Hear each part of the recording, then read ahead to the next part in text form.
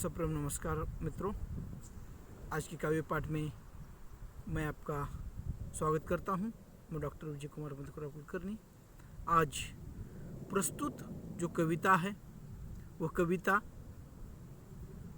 खेत में जो फसल होती है वह शायद मनुष्य को प्रेरणा दे रही है।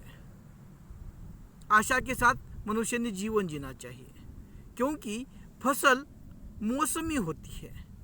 कुछ मौसम गुजर जाने के बाद उसे काटा जाता है, फिर भी वह अपने सीमित जीवन में खुशी के साथ डोलती है, मुस्कुराती है और इस तरह से जीवन भले ही उसका मौसमी हो, सीमित हो, फिर भी अपने जीवन को वह समाज के लिए तो एक प्रेरणा देती है, लेकिन जाते जाते जीवन सफल कर जाती है।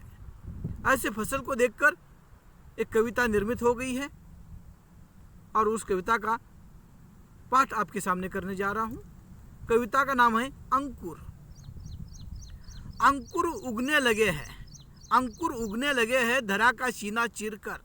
अंकुर उगने लगे हैं धरा का सीना चीरकर, सूरज की किरणों को ताकते हुए, सूरज के किरणों को ताकते हुए हवा से डोल रहे हैं, हवा से डोल रहे हैं। भले ही उनका जीवन मौसमी है, भले ही उनका जीवन मौसमी है, फिर भी उनकी खुशी सारे जगत को प्रेरणा दे रही है।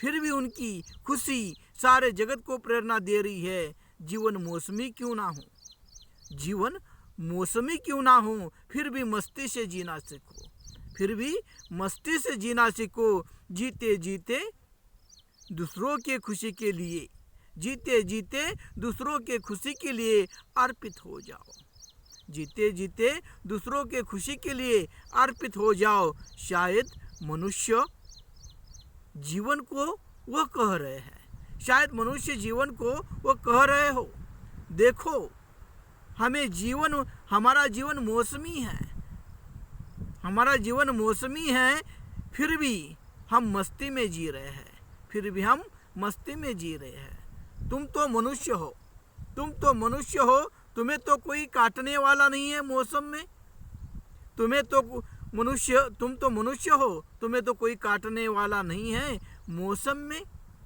फिर भी तुम क्यों उदास हो, फिर भी तुम क्यों उदास हो। मृत्यु तो जीवन का अंतिम सत्य है, मृत्यु तो जीवन का अंतिम सत्य है। एक दिन वह आने वाली है, एक दिन वह आने वाली है। लेकिन जीवन हमेशा मस्ती में, लेकिन जीवन हमेशा मस्ती में, खुशी में, नई आशा से हमारी तरह डोलते हुए जीना चाहिए, हमारी तरह डोलते हुए जीना चाहिए, जैसे हम जीते हैं, जैसे हम जीते हैं।